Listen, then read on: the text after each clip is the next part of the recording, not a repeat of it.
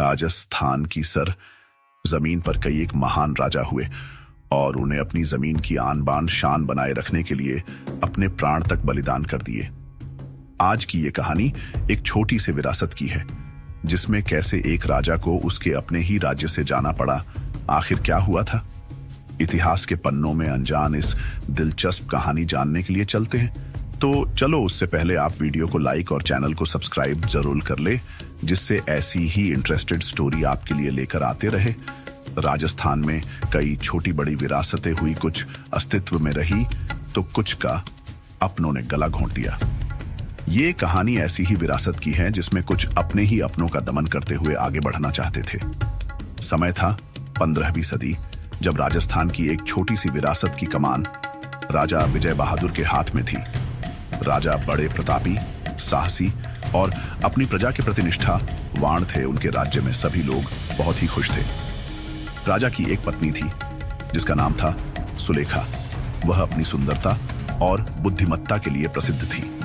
राज्य में शांति और समृद्धि थी और लोग राजा की बहादुरी और रानी की बुद्धिमत्ता की बहुत सराहना करते थे। लेकिन किसी को यह नहीं पता था कि उनके बीच एक गहरी दरार आ चुकी थी, जो राज्य के लिए एक भयंकर खतरे की शुरुआत थी। रानी सुलेखा हमेशा से राज्य में अधिक शक्ति और अधिकार की चाहत रखती थी। रानी के पास सीमित राज्य के अधिकार होने के कारण रानी राजा से मन ही मन जलने लगी, जिसकी राजा को कानों कान खबर नहीं थी। राजा विजय बहादुर का मानना था कि राज्य का संचालन जनता की भलाई के लिए किया जाए, न कि व्यक्तिगत लाभ के लिए। रानी इस बात से नाखुश थी और रानी चाहती थी कि राजा जो भी फैसले ले उसमें केवल उसकी इच्छाओं के अनुसार हों। लेकिन राजा ने कभी भी रानी की बातों को ज्यादा महत्व नहीं दिया और यही उसकी चुप्पी और रानी की जलन का कारण बन गया। राजा विजय बहादुर के सबसे करीबी मंत्री अर्जुन और सेनापति हरिदत्त भी रानी के प्रभाव में आ गए थे। अर्जुन और हरिदत्त ने रानी के साथ मिलकर एक गहरी साजिश रची। उनका लक्ष्य था राजा विराट को सत्ता से बाहर करना और रानी सुलेखा को राज करने का अवसर देना। रानी सुलेखा ने मंत्री और सेनापति के साथ मिलकर एक घिनौनी साजिश राजा के खिलाफ रची और रानी ने राजा को जान से मारकर खुद को राजगद्दी पर बैठने का सपना अपने मन में देखने लगी। रानी ने मंत्री अर्जुन और हरिदत्त से मिलकर राजा को विश्वास दिलाने के लिए एक रणनीति बनाई।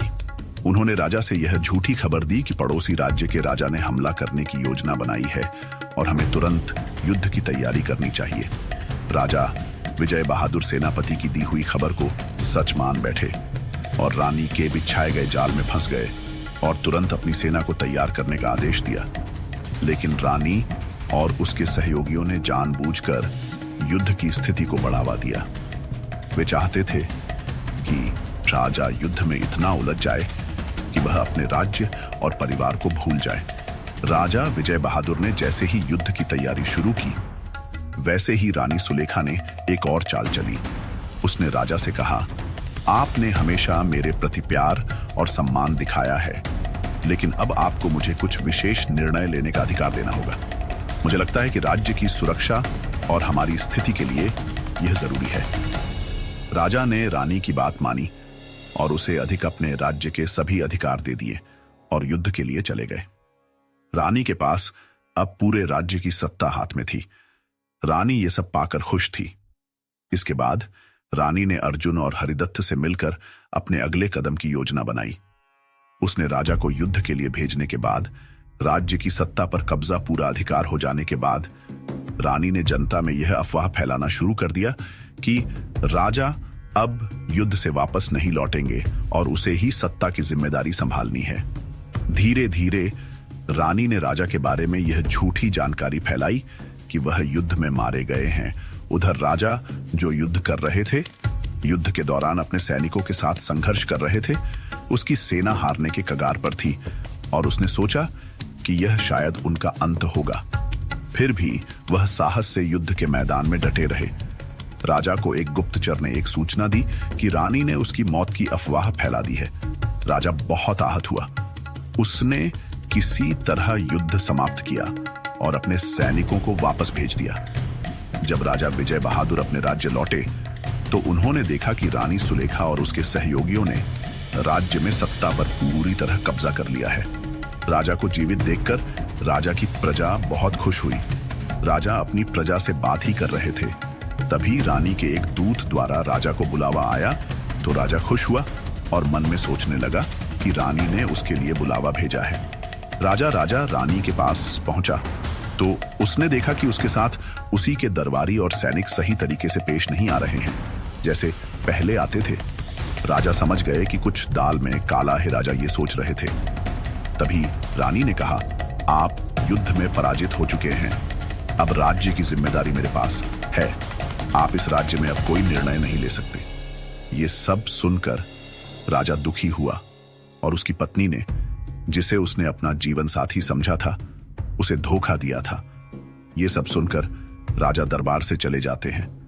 इसके बाद राजा विजय बहादुर ने हार मानने का नाम नहीं लिया। उसने अपनी पूरी शक्ति और साहस जुटाया और रानी सुलेखा के खिलाफ खड़ा हुआ। उसने सबको बताया कि वह राज्य त्यागने जा रहा है, क्योंकि एक राजा का धर्म केवल सत्ता के लिए नहीं बल्कि अपने देश और जनता की भलाई के लिए होता है। अगर उसकी पत्नी और करीबी लोग उसे धोखा देने पर उतारू हैं तो वह ऐसी सत्ता को स्वीकार नहीं करेगा। राजा ने राज्य को छोड़ने का निर्णय लिया और एक दूरस्थ पहाड़ी क्षेत्र में आत्ममंथन करने के लिए चला गया। वह जानता था कि राज्य को छोड़ने से उसकी पीड़ा और घाव नहीं भरेंगे, लेकिन यह उसका व्यक्तिगत संघर्ष था। उसने अपने निर्णय से यह सिखाया कि कभी भी अपनों से धोखा खाकर सत्ता के मोह में नहीं बंधना चाहिए, और जो सही होता है वही सबसे महत्वपूर्ण है।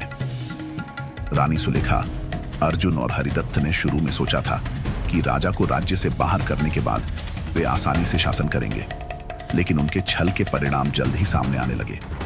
जनता ने महसूस किया कि उनके राजा के बिना राज्य में कोई शांति नहीं रहेगी।